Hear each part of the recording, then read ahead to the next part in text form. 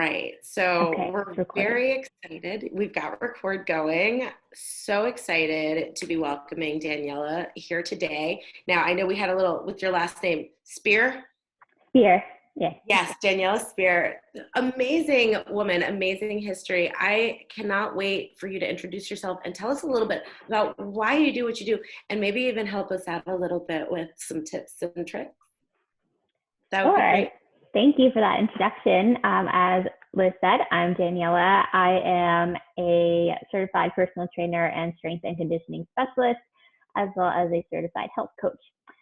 So I work with women living with autoimmune diseases that are looking to introduce exercise, movement, fitness into a part of their healing process. And I work with them on what does that look like for them and how can they make that a very unique part of their own autoimmune journey. So I have a little presentation for today, and I know that we're somewhat limited on time. So I can talk about exercise all day long. I will try to be brief, that way we have time for Q&A at the end if you all have any specific questions. And I do want to thank you all for being here today. I'm sure that either if you have an autoimmune disease, or if not, you know someone that does, or you work with patients that do. And I hope that you find this information helpful. So I'm going to attempt to share my screen. Okay, let me see. Okay, share.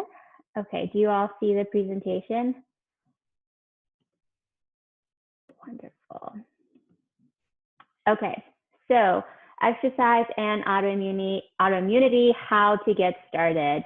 So a little bit about me. I was diagnosed with lupus in 2008. I was 16 at the time, very awkward age to begin with, but let's throw in lupus in there.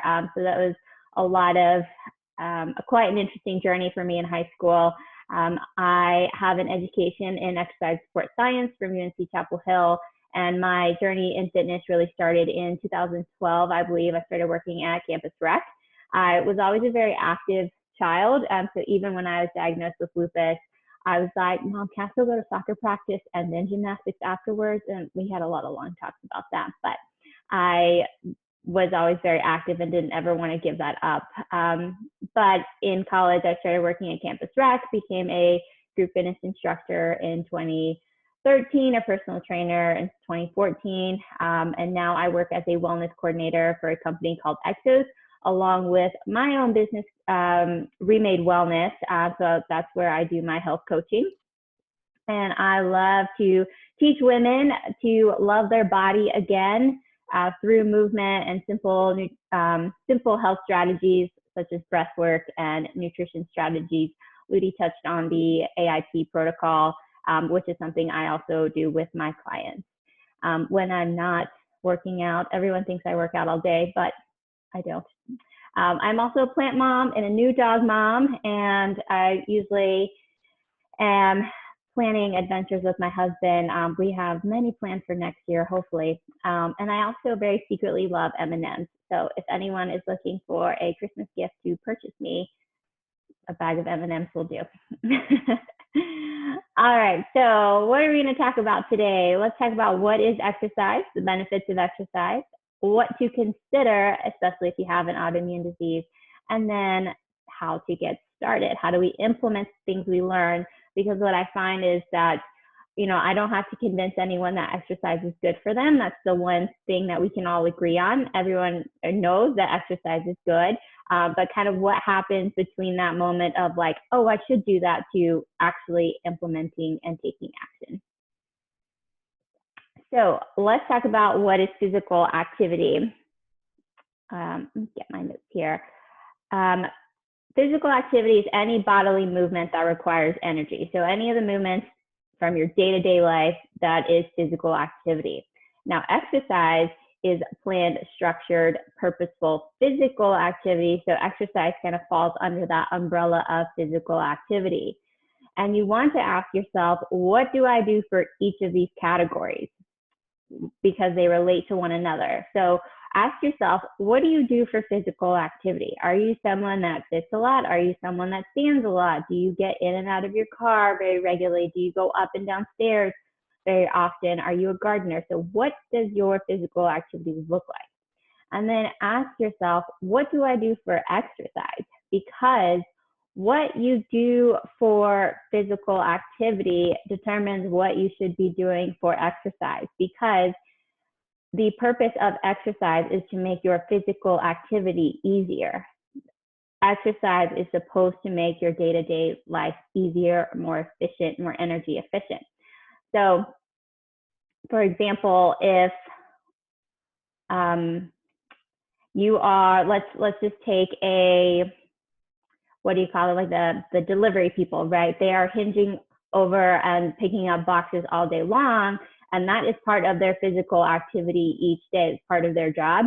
So something that they would want to exercise in would be practicing the deadlift movement, that hinging at the hips, strengthening the hamstrings, strengthening the glutes in the back. So that is an example of why you need to identify, what do you do for each of these categories? What do you do for physical activity? What should you be doing for exercise to make physical activity easier for you? All right. So I like to use this quote. I want to invite you to use your diagnosis as a springboard to better health, because I get a lot of patients coming to me, oh, my doctor said I couldn't do this, or I can't do this because I have this, this, this, and this, and they love going through their list. And I like to challenge that thought process and say, you know, let's think about your diagnosis as an invitation to take better action, because having one autoimmune disease actually puts you at risk for developing another autoimmune disease, and the chances only increase after that. So not to mention that autoimmune patients are still at risk for developing diseases like heart disease, diabetes, obesity. So that should be an indication that for you to take better care of your health and to implement more movement into your day-to-day. So I like to challenge my clients, or anyone that I speak with, to use that diagnosis as a springboard to better health, rather than like an excuse to not do anything at all. All right, so let's talk about the benefits of exercise. We know exercise is good for us, but why? Why is exercise good for us?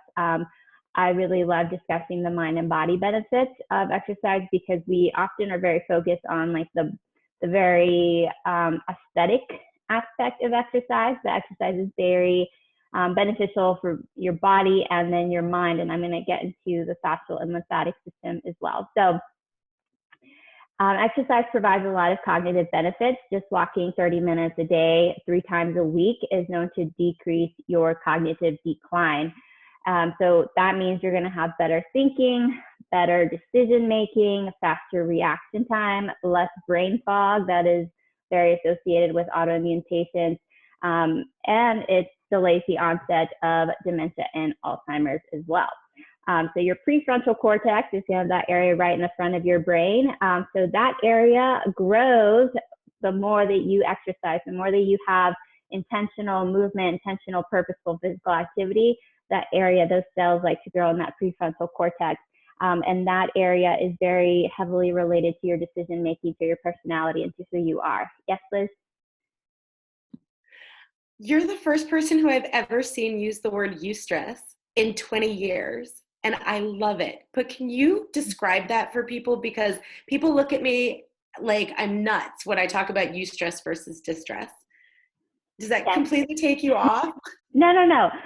So eustress is healthy stress, right?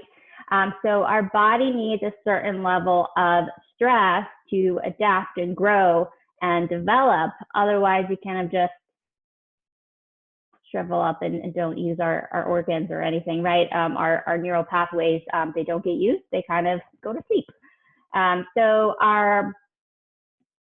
there is like, I guess, like a balance between the eustress and de-stress, right? So your stress, what we normally think of as like bad stress, there's a limit to that. And eustress, like our exercise, serves as eustress. It's a good challenge for your body, but you know, too much of any one thing can become a bad thing, which is what I usually talk to my patients about. Does that answer your question? Is that what you wanted?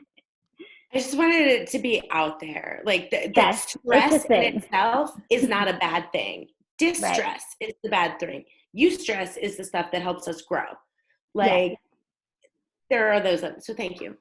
It is a thing. I validate you, Liz.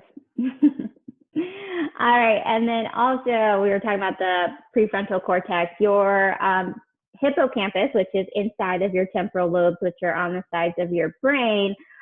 Those areas also increase in volume with regular exercise. So I like to tell people to think of exercise as like a 401k for your brain. Okay. You're not always going to see the immediate benefits right now. You're not going to like necessarily use those deposits right now, but later in life, you will be very thankful that you made those deposits, right? All right, our body, our physical body benefits. So we're all very aware with the like physical benefits of exercise, right? We reduce weight, increase bone density, cardiovascular health. We all know those. And if you don't, talk to me afterwards, but I can walk you through some of those. But I want to focus today on the fascial and lymphatic system. So your fascia is that layer of tissue that sits over your muscles. So you want to think about it like saran wrap that just holds your body together, right?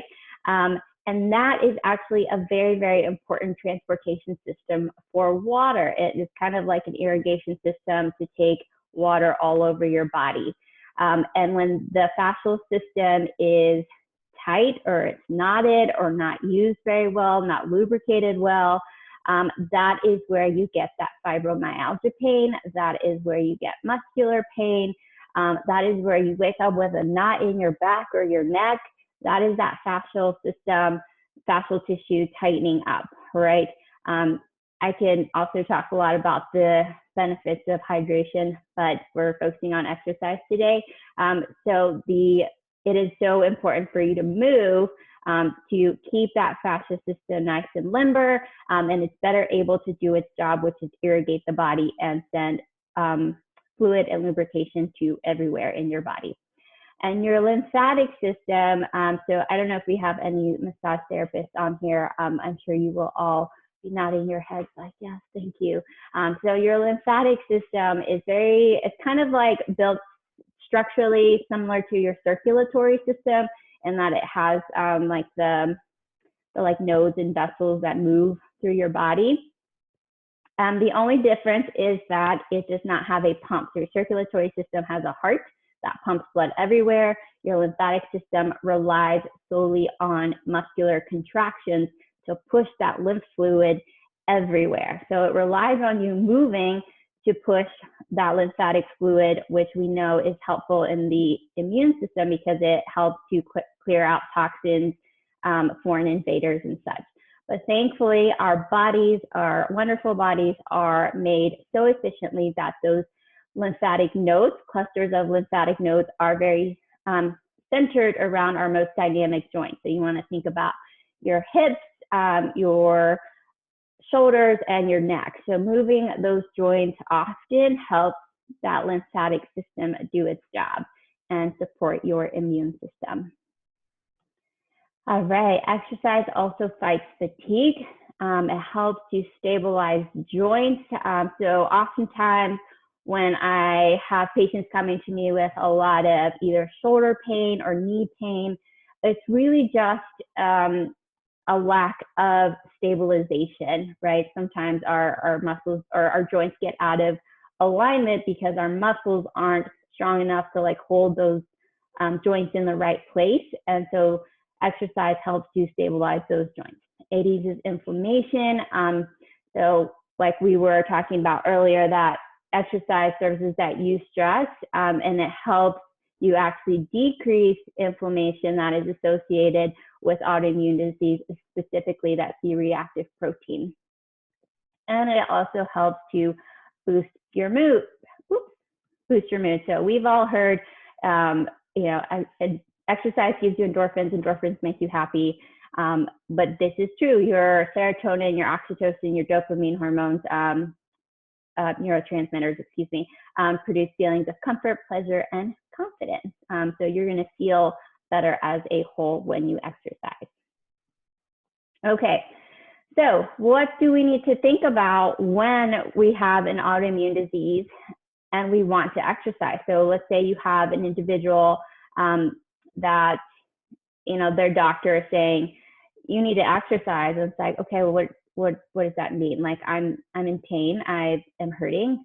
So what does exercise look like for me? So let's talk about, are we mentally prepared? So are you ready? So like I just said, sometimes we hear that term, like you need to exercise, but what does that look like? So you have to think about, am I ready to exercise? Because even if you want to exercise, but you're not mentally ready, you're not mentally prepared to exercise, it's not going to happen, right? So preparing mentally, and considering that, starting anything new is a challenge. Why? Because our brains are hardwired to perceive change as difficult, right? We immediately think that this is dangerous.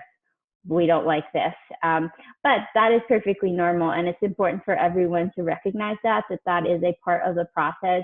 Your brain is going to immediately give you hesitation because it is something new. So always take that into consideration, that if it's a challenge, your body's going to immediately want to say no. But that doesn't mean that you should. Just check in with yourself and ask, are you mentally ready to start exercise? And then I always encourage patients to consult their doctor. Let your doctor know if you are starting an exercise routine, because this is especially important for those with autoimmune disease, because you have to be aware of any limitations or contraindications that your doctor may have for you. And especially if you are planning to attend a group fitness class or work with a trainer, you want to let that instructor know, these are my limitations. This is something I shouldn't be working on, or I shouldn't push past this heart rate zone, or whatever that is. You want to talk to your doctor and let them know, hey, I'm starting an exercise routine. And then also just encourages good communication between your health, across your healthcare team as well. And then lastly, identify your barriers ahead of time. And what I mean by barriers is anything that might stand in your way. So family obligations, time commitment, your location. So you might live in a neighborhood that doesn't have easily accessible sidewalks for walking. So you might want to consider a local gym, or investing in an in-home program. You also want to think about, what time can I commit to this? I often run into individuals that had never exercised a day in their life. They're like, I'm ready to start the 6-day program. I'm like, let's start with some walking. Yes. So let's find some small wins first before we dive headfirst into something that is too much for us. And you want to think about your time commitments, right? If you know that you take your child to soccer practice every Tuesday, Thursday, don't schedule your workouts on those days, because you're going to run into a time barrier and you are going to feel defeated. So assess your barriers ahead of time so that when they do come up, you're ready to address them. I like to use this mantra: I'm willing to change and to grow. I now create a safe new future.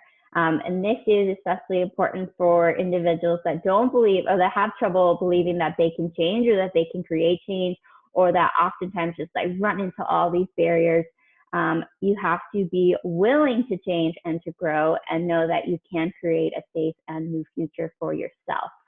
So I'm a big fan of mantras. Okay, so now modality. What do we do for exercise? Do we do cardio? Do we do strength training? Do we do yoga? Do we just walk? What do we do? So cardiovascular exercise and strength training are the ones I'm going to touch on today, because they are the most common. Cardiovascular is aerobic or endurance exercise that uses oxygen as its primary source, and resistance training is any exercise that is intended to help improve your muscular strength and muscular endurance. So which is best? All right, so I find that beginners often gravitate towards cardiovascular exercise because it is easier to execute. It doesn't require a lot of skill or a lot of thought. Secret, it does require a lot of skill, but for the most part, it's pretty, like, people just go for a run, right? But I find that cardiovascular exercise is more likely to elicit a higher cortisol response. So when we exercise, your body does produce cortisol, which cortisol in itself, I feel like it gets such a bad rep because cortisol actually helps to regulate a lot of important bodily processes, but too much cortisol is where you get that lingering inflammation. And cardiovascular exercise is more likely to elicit that higher cortisol response. Now, strength training is a very progressive way to build strength, mobility, and total body resilience. And it's not just for your joints and muscles, it's also for your immune system. And so by participating in a strength training routine that is very progressive, it gives you just that little bit of eustress and allows your body to experience the challenge in that sympathetic nervous system, but also allows you to check back in with your parasympathetic nervous system with that rest and digest. So here is my thought process. Which is best? A combination of both, with leaning a little bit more towards the modality that you prefer. Why? Because if you do something that you prefer and that you enjoy, you are more likely to stick with it. Okay, so that is a very, you know, the secret, right? So which one do I do? A combination of both. You don't ever want to be at like one extreme or the other, because too much cardiovascular, lots of cortisol, too much strength training without rest, too much cortisol. So find that happy medium that you enjoy. Now, the way that I approach strength training and exercise for individuals with autoimmune disease, and it's proven very helpful. So this is it. If you're taking notes, this is what you want to write down. This is my $1 million secret. I combine strength with mobility work. Okay, so within the same set. So I pair a strength exercise with a mobility exercise and superset those together. Now, why? Because mobility work is often left to the end, like, oh, I'll just stretch after I work out, and we don't ever get to it, right? Yeah, I've had, you know, I've had my own days with that, so I get it. Liz is right there stretching. So the reason why I do that is because mobility work is important to help your body be in proper alignment and to help your muscles function at their best. And so when you do too much strength training, you can develop bad movement patterns, or your body can kind of develop muscular imbalances. And that is going to cause your body to use more energy in order to just do something simple, because your body's trying to get back to like where it needs to be. But if you have if you overpronate on your right foot or so, like your feet kind of turn in, but more so on your right, your body's always trying to get this back. But by working strength and mobility together, it's a great way to keep your body as energy efficient as possible. So this is what I do for individuals with autoimmune diseases, because their body is already fighting so much stress and inflammation from their autoimmune disease, that I teach them, like, okay, how do we elevate kind of that eustress, that exercise, and then bring it back down. So it experiences just a little bit of stress, and we bring it back down. Next set, we experience a little bit stress, and we bring it back down. So it's important to kind of keep that balance of the sympathetic and the parasympathetic, that fight or flight and rest and digest, because oftentimes we just stay here, right? We want to go hard strength training, 45 minutes to an hour, that's a lot. But if you can balance that with some mobility work in the middle, you are golden. It actually helps you get stronger. All right, intensity versus consistency, which has the biggest payoff? So intensity is the measure of the amount of effort you put into a single event, and consistency is the repetition of that effort over an extended period of time. So two factors that make up intensity is how long and how often. Like, how long is your workout session and how often do you do that workout session? So too often, like I said earlier, I find that individuals kind of make the assumption that like they've never exercised a day in their life, but today is like a really good day to sign up for a 5-day-a-week program for like, 12 weeks. Well, let's put the brakes on that real quick. So that's why I always encourage everyone to like be honest with the amount of time you can commit. So like for the how long you're exercising, if you know that you have 30 minutes and you're like signing up for an hour-long program, you're not going to do it. And it doesn't benefit you if you don't do it. So be honest about the time that you can commit, and then be honest about how often. So how many times a week can you commit? I really encourage people to start with 2 to 3 days a week. Master that, even just 2 days a week. Master those 2 days a week first. Be consistent in those 2 days, and then add on another day, right? So consistency is a repetition of that effort, like repeating that amount of intensity. So which has the biggest payoff? Consistency. It is a lot better if you exercise 2 times a week for 30 minutes each, rather than like 2 hours one day, you hit a flare and then you're out for like 6 weeks, or you got injured, right? That doesn't help you. That doesn't help anybody. So small, consistent efforts over a long period of time are what can produce that change. And you think about it like going to the dentist, right? You don't just get your teeth cleaned twice a year. You brush your teeth hopefully twice a day, every day in between those dental visits. You don't just rely on the dental visits. Yes, Liz?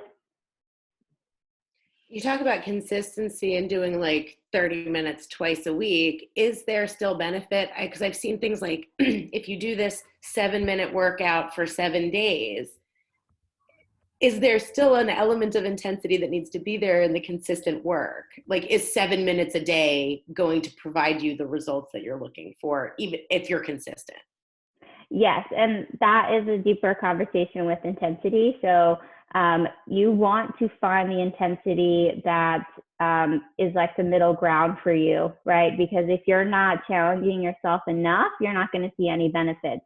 Whether you're working for 7 minutes or for 30, right? But if you're pushing too hard that you can't make it to the next day, then that's also not helpful. So it's all about listening to your body and identifying what does intensity look like for you. So it's not about the amount of time you put in. It's about how much you're putting, or the consistent measure at which you're pushing your body a little bit more without hurting yourself. Okay. Yes. Mm-hmm. Now, as far as like time, the length of your training sessions, that's often a discussion for another day, because for most individuals, it's just getting started, right? It's just getting moving. So to your point, Liz, yes, 7 minutes can be very beneficial, especially if you have not ever done anything before. And 5 to 7 minutes is something you can wrap your mind around, then absolutely. I usually call those short little burst movement snacks. So it's not like a whole exercise meal, but it's a movement snack. And I'm a fan of those. So move for 7 minutes, absolutely. Okay, so let's talk about rest. Maybe, I think, okay, rest. So, excuse me, all on my, okay, are we all on the rest slide? Yes, okay. So 2 types of rest, active rest and then passive rest. So active rest is the application of techniques that reduce inflammation, increase blood flow, and repair muscles. So that is breath work, mobility work, and soft tissue work, things that you actively have to participate in, right? Breath work helps to take you back into that parasympathetic, that rest and digest. Your mobility work, like we talked about earlier, helps to make sure that you aren't experiencing any muscular imbalances. And it also helps to fix poor movement patterns. And then soft tissue work, it is like, think about soft tissue work like getting a massage, but in a less expansive manner. Tools such as like a foam roller or a lacrosse ball or like a trigger point ball. Some of you have seen like the cane, how do you pronounce it? The gua sha, the scraping. All of those things help to promote blood flow to achy muscles and help to repair the damage, the small micro level damage that you do during exercise. So it helps your body to repair faster. And so rest is important because you think about if you're digging with your hands in the garden every single day, you never allow the calluses to form, right? But if you work and rest, those calluses form and make your hands stronger for working in the garden. So rest or work plus rest equals success, right? Now, passive rest is a restorative process that instinctively occur within the body. So while yes, you do have to kind of set up the framework for these things, you have to get yourself into bed and sleep, you have to eat well so that the nutrition can do its work, and you have to drink water. But once you have like put the framework in place, that process happens on its own, right? You passively rest while you're sleeping, your body recovers. If you are mindful of eating an anti-inflammatory diet, that's going to do the work within you on a microcellular level. And then hydration is going to happen inside of the body as well. Okay. And now when we don't implement rest, we know what happens. Autoimmune flare-ups, right? Someone asked a question. I will answer the questions at the end. I'll check those later. Okay, next slide. Keeps going back. What's going on? Sorry, everyone.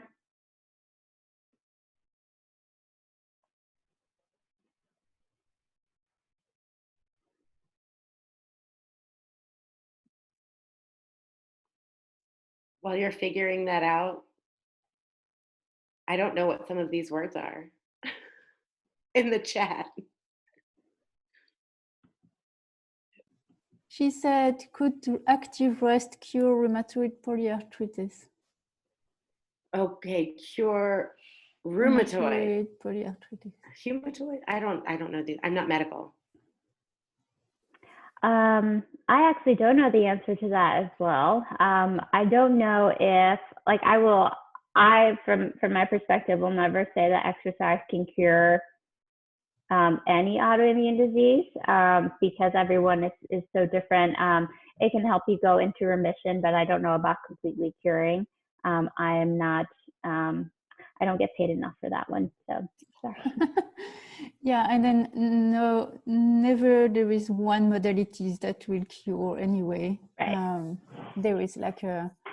I think when you're talking about autoimmune, also using the word cure is not appropriate. No, it's not appropriate. I think that you're right. It can ease symptoms and it can put things in remission. But once you have an autoimmune, it's there. It's always there, waiting to rear its head up again. Yeah, you are predisposed, and then you can trigger again.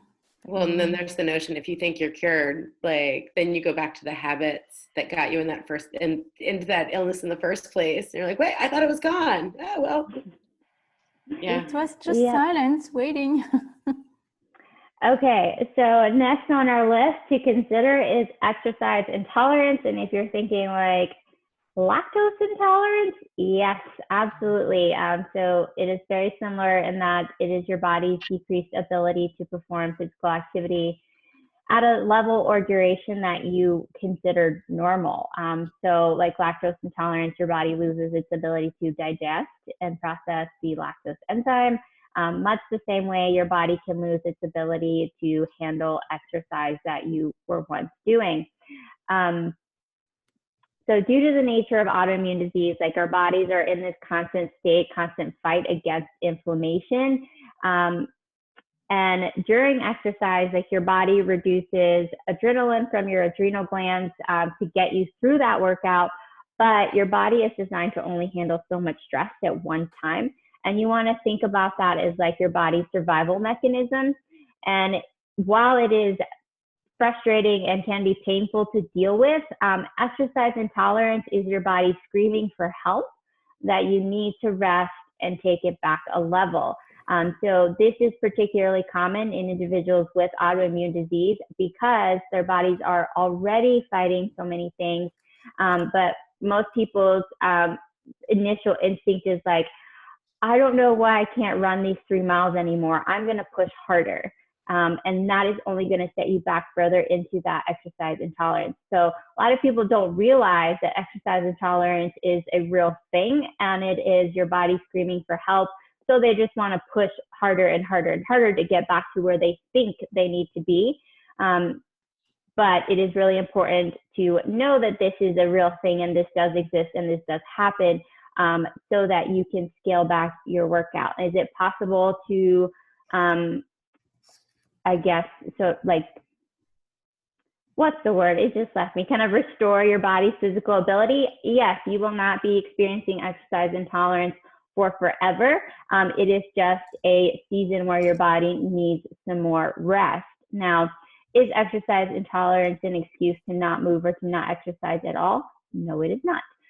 You need to move to experience the benefits. We just need to scale it down, okay?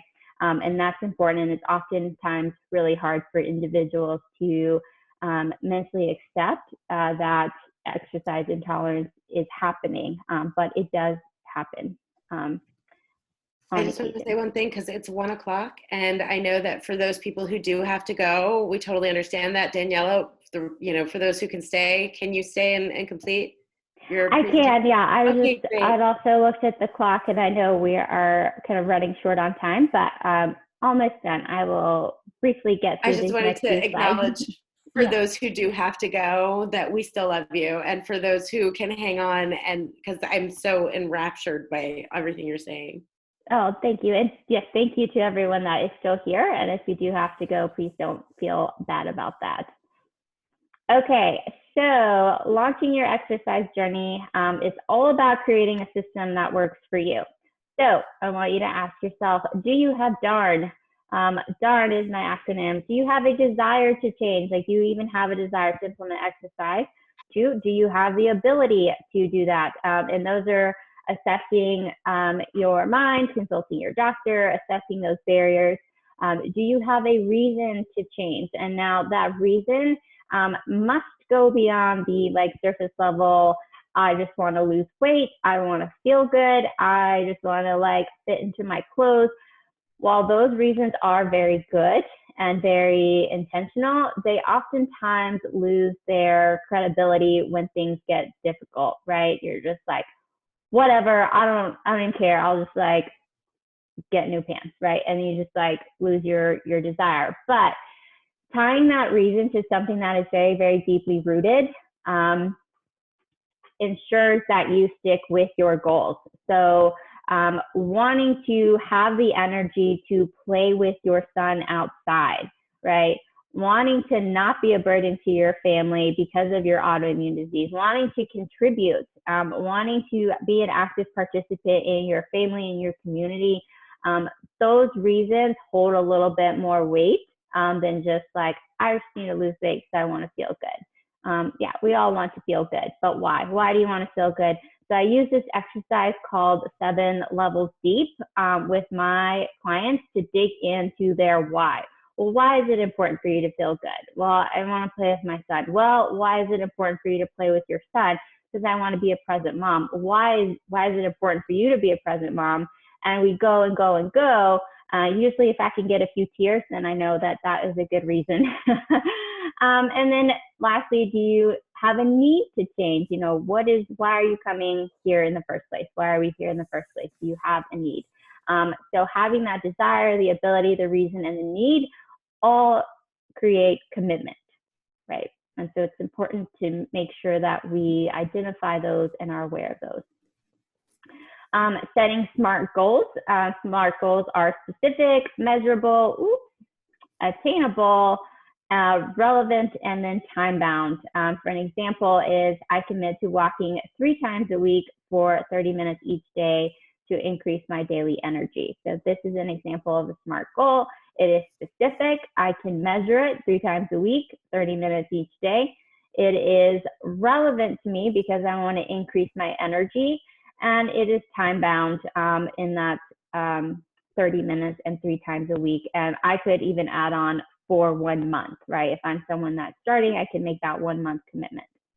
Another thing that I like to use is habit stacking, and it's an implementation method where you pair a new habit with a current habit rather than a time and location. Like if you say, oh, I'm just gonna go to the gym after work. Oftentimes we find an excuse to not do that, right? So it is better to pair a new habit with an old habit. And this is an example that I'm currently working on, is meditating first thing when I wake up in the morning. So my habit stacking process is after I brush my teeth in the morning, I'm going to come in here and do my 10 minutes of meditation. And so I pair those two. So now the way our brain works and rewires, whenever I brush my teeth in the morning, I'm like, I should go meditate. And so that is our process of habit stacking. Okay, and building your own system, design your program. So consider which modality you want to focus on. So earlier we talked about cardiovascular and strength training, and which is better. I said that a mix of both with a little bit more favor towards the one that you like best. That is how you design your program. Identify something that you enjoy doing. Create your schedule. Be honest about how much and how often you can commit. If you are just starting, take it slow. You will get there. Our goal is to be 1% better every day. We don't have to jump to the other side just yet. Maintain your routine. Schedule your exercise and keep it as a priority. If you don't schedule it and just like, I'll get to it later, you will never get to it. Put it in your calendar, make it a part of your day. And then assess your progress. Take inventory of how you're feeling. What are you enjoying? What are you not enjoying? And what would you like to try? So it is also very important that you check with yourself regularly through this process, so that you don't get burnt out. You don't just do it because you were told to do it. And that you are also trying new things, challenging yourself in new ways so you don't kind of get into that autopilot mode. And as far as movement progression, when building your exercise routine, you want to think position, pattern, and power, right? So your first phase of exercise should always really be focused on stability and increasing range of motion. So core strength and mobility, making sure that you can move well, making sure that you have the ability to move your arms overhead. Like if you lack overhead mobility, what can you do to improve that range of motion, right? Then you want to move on to focus on patterns. So this is an emphasis on coordination and synchronization, those compound movements that are considered total body that are very efficient. And then lastly, when you have developed a strong foundation, then you can move on to placing an emphasis on strength and speed, so power. So executing those movements more efficiently. But first you want to focus on that position, the pattern of your movements, and then doing those movements with power. Okay, this is me. Thank you all for joining and sticking with me. If you would like to stay connected, carry on a conversation, you can email me hello@remadewellness.com, or you can find me on Instagram. I'm usually on there a lot, Daniela.Spear, or visit my website, remadewellness.com. If you go to the website, there will be a pop-up with the 5 things to consider before exercising with lupus. I made that one specifically for lupus patients, but it is all very relatable to the autoimmune community. So if you want to have more details on the things that we went over today, feel free to visit my website and download that guide. It is free. So, questions? Thank you so much, Daniela. That was really interesting. Yes, thank you all for being here. I know there was a lot of comments in the chat. I didn't get a chance to look at those.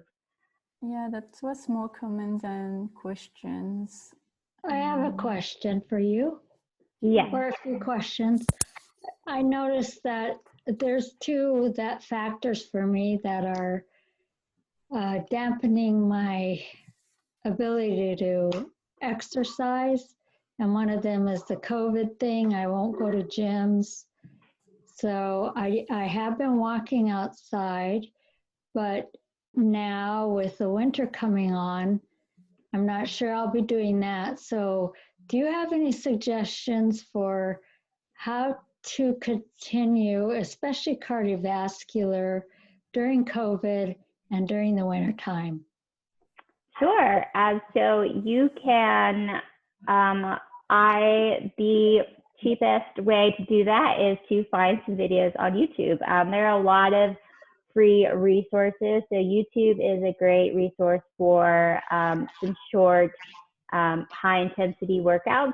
And that's a great way to carry on your cardiovascular routine. There's also, what I've really been enjoying lately is some chair cardio. So on days when like you wake up with achy joints or you're just not feeling like going for a run, there are other ways to do cardio indoors as well. Does that answer your question? Yeah, and Daniela is sharing a lot of exercise ideas as example on her Instagram account. And Yes. she's really, you know, filming that, and she's really showing the exercise and the pattern. And so then it's really well explained and visual. If you want to try. Thank you, Ludi. Yes, so on my Instagram page, I do share movement routines and then also a lot of mobility work as well. So that is one way that we can stay connected. So I don't know if you are on Instagram. If not, I'd be happy to set up a time to talk to you and help you find some resources that work for you. There's also, you know, training apps that are helpful that have free movement routines on there as well. We have a question from Fauzi that is asking for the better exercise for polyarthritis rheumatoid. I feel like that's kind of what you said. Well, and it's a great question for a follow-up, right? Mm-hmm.